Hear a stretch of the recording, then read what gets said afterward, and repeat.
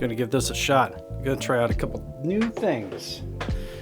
So, thank you for tuning back in. I've got a couple different things going on with my setup here.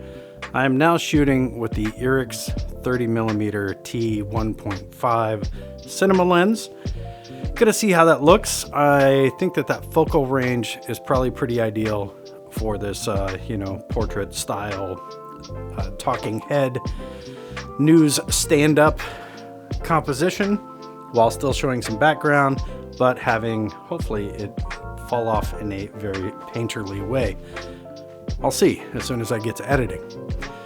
So that aside, which I will make a video on that because I'm buying several of those cinema zooms from Irix.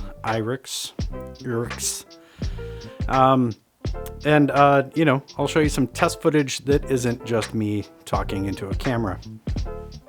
I have also gotten some new lights.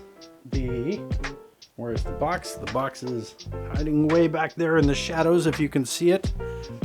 But it is the new Aputure P60Cs. I got a pair of those to replace the 200s that I was using.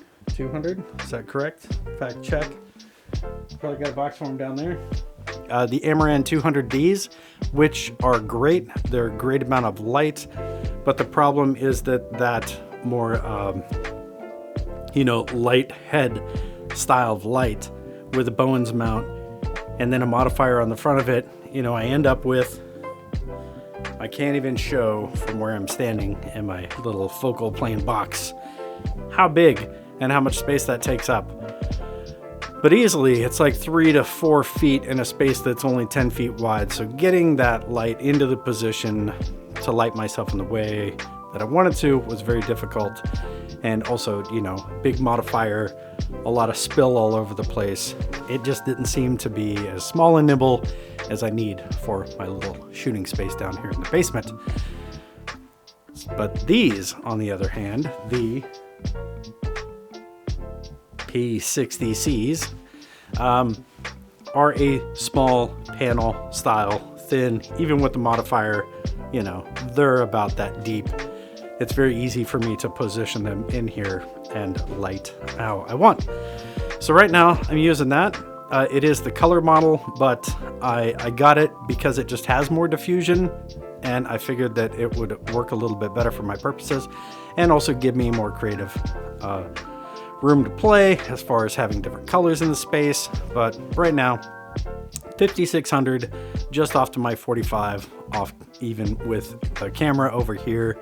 And then on this side, I've just got a little gold cloth bounce to warm up the shadow here.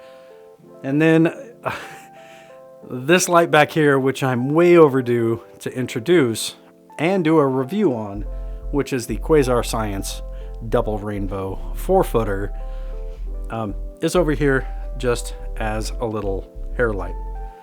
Big hair light. It's a pretty big light, 4 feet. It's set at like 20% over here. I think we're at like 40% over there. But yeah, that's the changes to the setup. Most of these, the lens choice is actually inspired from a shoot that I was just on, where it became apparent that I really did need to have some cinema primes that were decent. That came from renting a very nice set of Zeiss Super Speeds, the second generation of Super Speed. Beautiful glass. I will put up a little bit of the footage from that shoot. I don't know, right now? Just play it right now.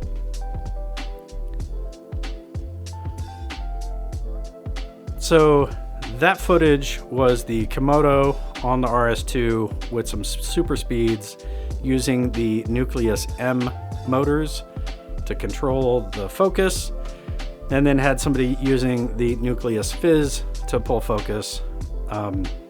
As you can see, it was a pretty tricky shot. That took, I don't know, like 10 takes to get correct. Shout out to all the extras who were really on their game. Took a lot of work. It was well worth it. And if you're in the Portland area, that bit of footage will be the pre-feature advertisement for the theater before the movie starts at the Laurelhurst Theater and Pub. We all love that theater here in Portland. It is a great spot to see a movie. I am going to plug it a little bit because I used to live down the street and loved that place well before I even worked in video. It was a beautiful moment that I got a chance to have them as a client and work on something that will be seen by every moviegoer in that theater for years to come. Pretty excited. Hope that you guys like that little footage. If you want to see the rest of what I shot, go check out a movie at the Laurelhurst Theater. All right. Now, the reason why I wanted to make a video is because I like to have dogs bark in the background. Hopefully the dog is done. I wanted to make a video just to say that I think I'm breaking up with DJI. I mean, I don't think it's not me. It's them. So I used to have an Inspire 1. The Inspire 1 was a great drone. It did definitely have its limitations. And the Inspire 2 sought out to fix all of the limitations of the Inspire 1.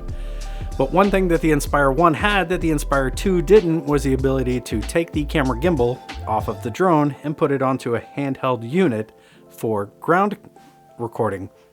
I used that Osmo Pro with the X5 camera a lot. I really liked using it. It was a beautiful handheld unit. Overall, is probably still the most flexible of all camera gimbal setups I've ever had.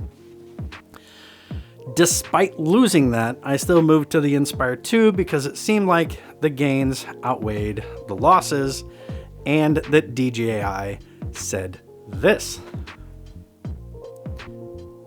Now, they promised to give us a ground-based unit in which to use the Inspire 2 cameras on, so that the X4S, rest in peace, and the X5S and the X7 then would have a ground unit in which you could use that camera. Well, it seems like DJI has decided to act like they never said that and just move on without ever fulfilling their promise. So now we have the 4D. It has no forward or backwards compatibility with the Inspire 2. Clearly, it's paving the way for what the Inspire 3 is going to be, leaving the rest of us Inspire 2 owners just to, forced to be updated or not. Why am I not recording? I am recording. Why am I not getting signal now? What happened?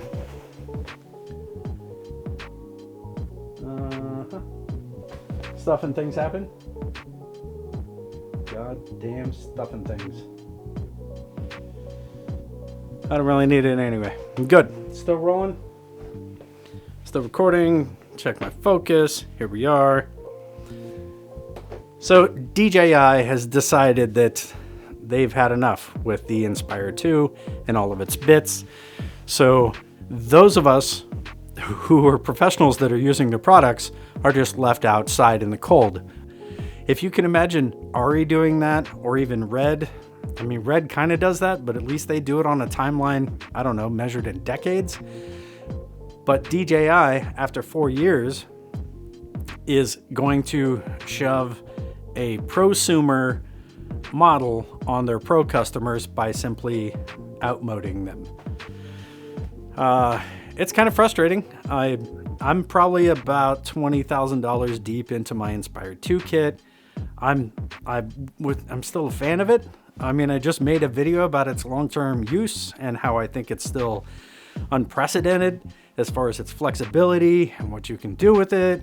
But now that's kind of coming to an end because I realize that DJI doesn't really care about me as a customer if I don't continue to pay to play and buy the next newest, greatest thing. And, is willing to break their promises. So I'm going to find a way to work DJI out of my kit. I'll probably hold on to their RS2 for as long as I can. I actually think that the Tilt-A-Ring and the RS2, easily my second favorite gimbal setup that I've ever had. That footage with the Komodo, the RS2, the tilter ring, all set up, holding my monitor and my follow focus, all worked out wonderfully. I was able to get gorgeous footage. I want to hold on to that for as long as I can. But Sony has announced the Airpeak, and it looks like a winner. Now, it doesn't have all the fancy, fully integrated proprietary things that DJI has, and I think that's a good thing. DJI is really good about having like the highest stats on everything, right? Like the longest range and the longest battery life, the most megapixels, and they pretty much lied, cheat, and steal to push those numbers up. Like the Mavic, the first Mavic when it came out, little foldable drone, advertised to be a 4K drone, but anybody who's really pulled apart those pixels on that footage know that's just upscaled 1080p that has like a smart sharpening applied in camera. You can tell, and you can tell that it's really pushing its computational capabilities, because you can just see the shadows pulsing, because it just wasn't doing it that good. That's the best that you could do in a drone. For the layperson, it was excellent. For the professional, you're like, there's a lot of problems with this footage, and then you have to upgrade. The X5 on the Inspire 1, same thing. That Micro Four Thirds camera, that was struggling to push out 4K. Which is why it made sense on the Inspire 2 that they separated out the Cine core engine from the camera and divided it so that they could put the weight in the drone instead of the gimbal portion that needed to be balanced and stabilized. Smart move, but then it becomes a proprietary thing that really traps you in a walled garden. So Sony isn't doing that, or at least not yet, and they're coming out with the Airpeak, and it holds any one of their mirrorless cameras, which the numbers are looking amazing, and Sony doesn't fudge their numbers. They're kind of resistant. They kind of do the opposite. Here we have their new 6K cameras that are really only 4K cameras, but they're 6K, right? Just in the name of having very good 4K footage, they're putting in 6K sensors because Sony wants their image to be the best it possibly can. They're more interested in the quality of image than they are the larger number in the stat. So that I can respect. I can trust that. I can trust a company like that. And also the fact that you no longer have these totally integrated proprietary systems, it means that you can just upgrade. You can keep the system going for a longer period of time. As tech changes, you can just swap out the camera, right? We get a new crazy sensor, boom, you don't have to buy you don't have to buy a whole new system. You can just buy the new camera. You can keep your lenses. You don't have to buy a proprietary set of DJI lenses. I have gone on about this over and over. This is probably the fourth time that I've recorded this video, and I've just not been happy. I feel like I'm just complaining, but I don't feel like I'm being done right as a customer of DJI. And I feel like they make my life as a professional more complicated and more expensive. I don't want to have to keep resetting my gear with every new release. So with that, I look forward to the Sony Airpeak. Hurry up, Sony. And also, if you're watching, for some reason, Sony, I'm ready. I'm ready to start testing that. I could be flying that right now. So let me know. I got my FPV drone back. I haven't even talked about that. Another DJI foible there. I had my DJI FPV drone eject its motors. I don't know how to explain it. It's pretty unbelievable. But the little holes that are cut out that the bolts go through that hold the motors in place are going through plastic. And after one battery's worth, I had that plastic melt and 2 motors flew off of the drone, leaving my drone to fall to the earth. DJI did cover it, but it made it really hard for me to have faith in that drone because I'm still an amateur FPVer. I've never even had it in full sport mode. I've never had the drone upside down, or yeah, the full manual FPV. I've had it in sport mode. That's about as fancy as I get.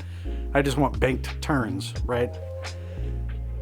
My brain doesn't even know how to think when a drone is upside down. I'm getting there. I'm hoping that I'll be doing that, but I can't do that yet. So anyway, I say all that to say that I wasn't even pushing the limits of the drone, and I had it just self-destruct in the air when not acted upon any other force, and that was pretty disappointing. So between that, this new Inspire 2, thrown under the bus, left out in the cold, soon to be long and forgotten about episode just makes me realize that DJI isn't the house that I want to live in. So I'm gonna check out other possibilities and try to weed their stuff out of my kit. Other than that, I look forward to giving you more B-roll of things so that you're not just watching me talk here. I borrowed a macro lens so that I could start shooting some proper stock. I've had to give that lens back, but now I've replaced it.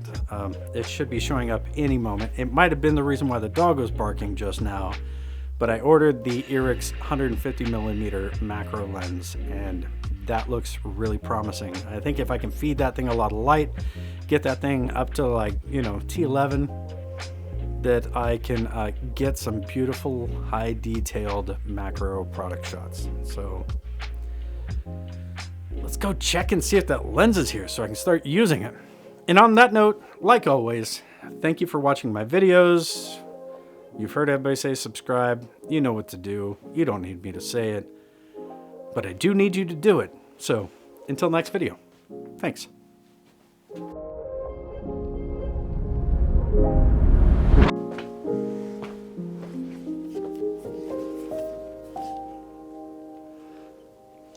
It showed up. Whoop whoop.